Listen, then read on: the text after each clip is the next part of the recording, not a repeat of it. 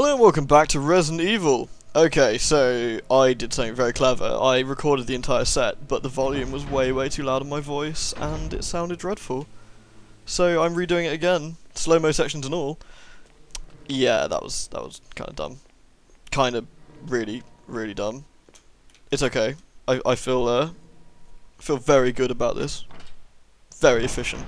Anyway, on the plus side, I really know what to do, so you're going to see me cut through a load of stuff really quickly, which is good and bad. Right, so, what were we doing in here? Oh, first of all, shotgun shells. Who doesn't like shotgun shells? I love them, in fact. I probably won't even need all these shotgun shells to finish the game. Okay. I'd like to view the film in this room. Umbrella. Cerberuses. Makes sense. Neptune. Clearly a fish. Hunter. Also a fish. Tyrant. Bigger fish. Biggest fish of them all. And a collection of fish. And a code. This is the code you actually need to get through this section. However, through the powers of I've done this before, I can save us some time. So I can just quickly... Oops, jump. I've left the bloody Steam on. Hold on. Sorry, there we go. Anyway, so if you do a certain thing later, you can find out what this code is. I'm going to save me some huge amount of time by not doing that. I'll show you how I know that code in a little bit. It'll make a bit more sense. So, anyway, I leave mouse cursor on screen, as usual. We pick up the key. Hooray! That's what we need. We can also view Kenneth's death tape here. He's a bit useless, Kenneth. Check it out. Look at this guy. He's armed, by the way. There's one slopper, and he's like, oh god, no! I shall trip over the sofa and freak. Look at this. Just shove him off, Kenneth. Look, this is the reason you died, yeah? You're completely useless. If I was that useless, I would have died in the first 10 seconds. But I wasn't. Instead, I just ruined sets. That's my thing. Okay. Nice. Okay, so we're gonna sneak our way downstairs. I'll better equip my gun. There isn't that many sloppers left to kill, but there are a few, and I don't want to get caught off guard. Don't want to look a bit silly, you know, think I'm not prepared. Think I don't know what's coming around the corner, for example, since I do, since I did it very recently, in fact. Like this guy. Look at him, Mr. Zombie. Sneak his way forward. Look at him, thinks he's a big man. Now his head's come off. So, yeah, unlucky for him, I suppose. Could have sworn I killed him in the previous set, but I must have forgot. First thing to do is unlock these two doors, which means we can toss the key. Goodbye, key. Now we get introduced to the new enemy and the final enemy type, normal type of the game, which is kind of cool. I think they're really freaky looking. You can probably hear them. They're pretty nasty. They're not that dangerous, to be honest. They're like crappier hunters, but there's so many of them in this section, it can make it a bit tricky if you're not prepared. Luckily, I'm extremely prepared, as I will show you. The game thinks it's being very clever. Oh, what's that? You couldn't see! Oh, nightmare. Look at him. Bugman! Oh, I wasn't close enough. Awkward. Now he's dead, though. Take that, Bugman. Right, we out. We sneaking through here. Yoink. First things first, we dumped the ammo disc in here. Fun fact, in the GameCube version, these were actually GameCubes, these little machines. Now they're kind of like these weird zip disk style readers. I'm not sure how many of you will even remember zip disks, but that's besides the point.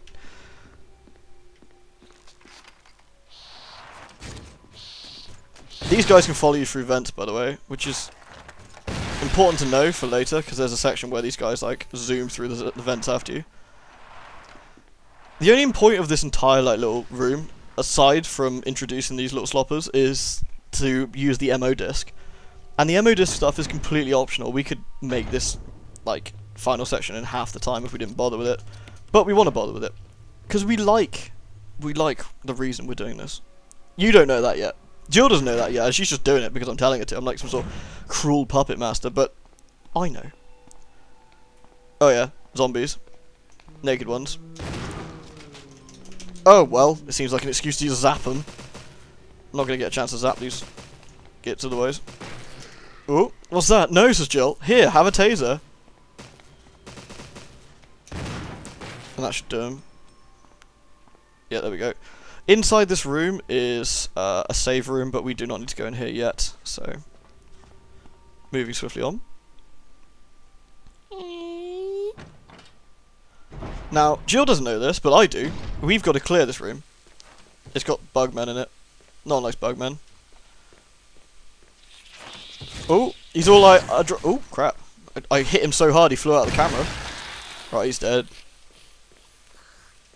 There's another bugman in there somewhere. We basically want a completely bug-free zone.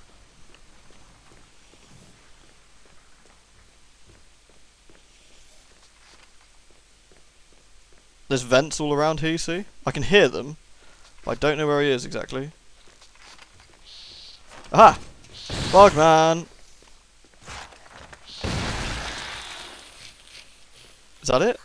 Might be 3, I think. Bugman. Just gonna run around for a bit. Oh.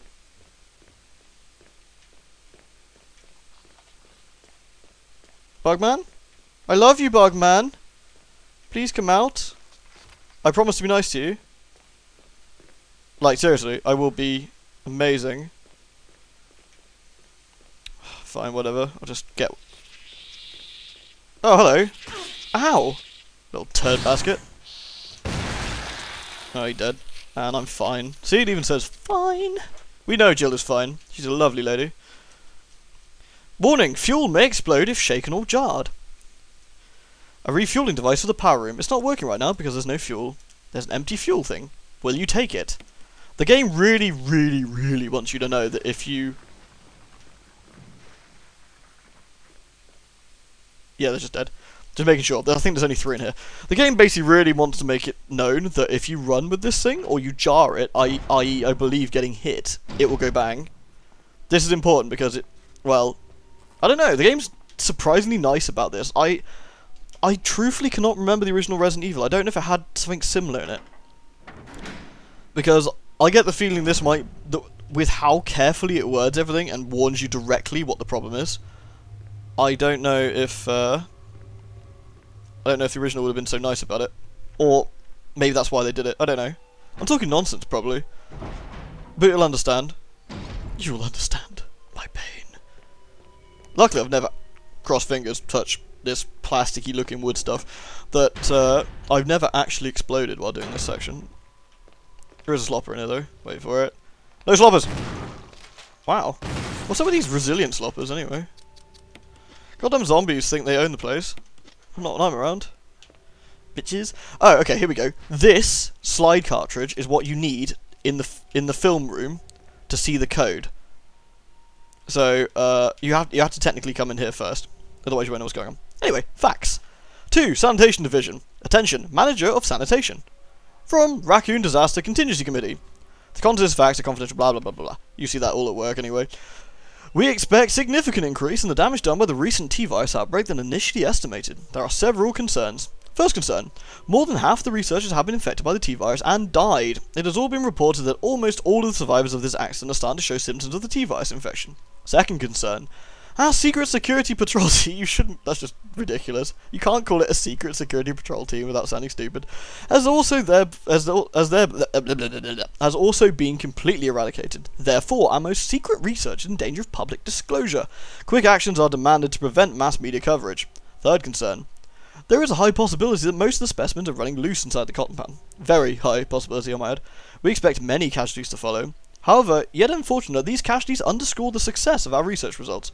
Actions must be taken to prevent our research results from being made public. We suspect the first official intervention will come when the state police and stores.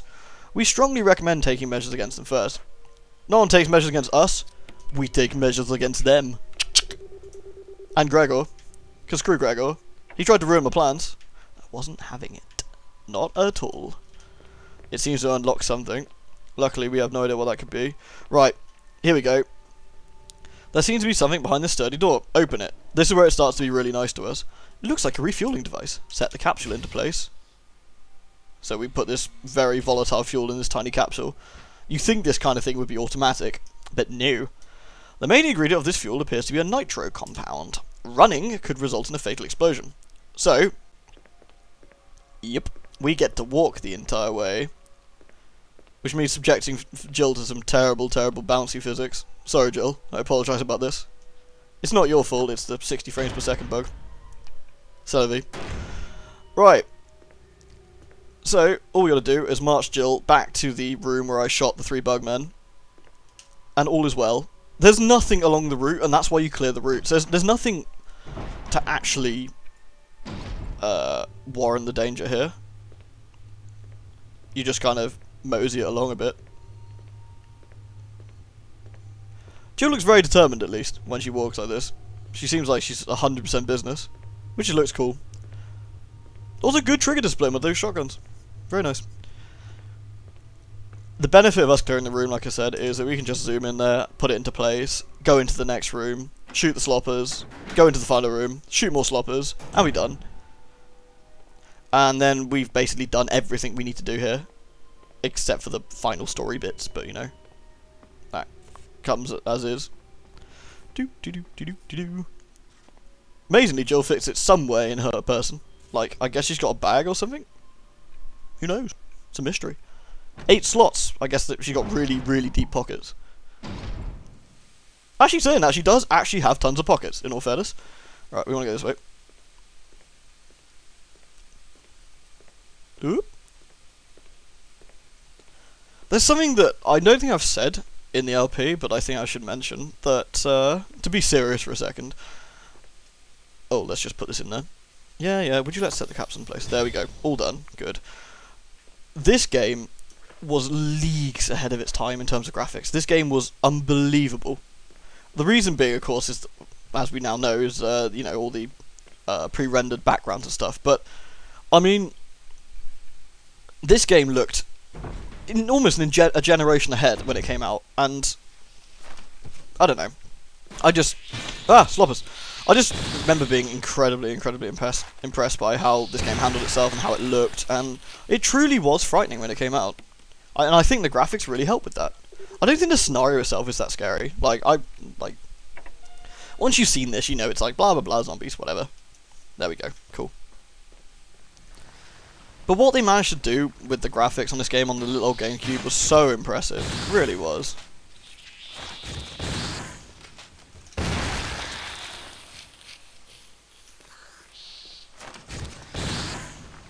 Mind. Where did the one go? I missed one. Ow! Turd. You dead? Yeah. Am I still fine? Still fine. Nice. Using it very last of our shotgun shells here. Cool. That's all we need to do is zoom in here. I know, it's just, I just wanted to say really, like, it's just, this game, I don't know those of you who bought it on launch, I know I did on GameCube. I was blown away by how this thing looked.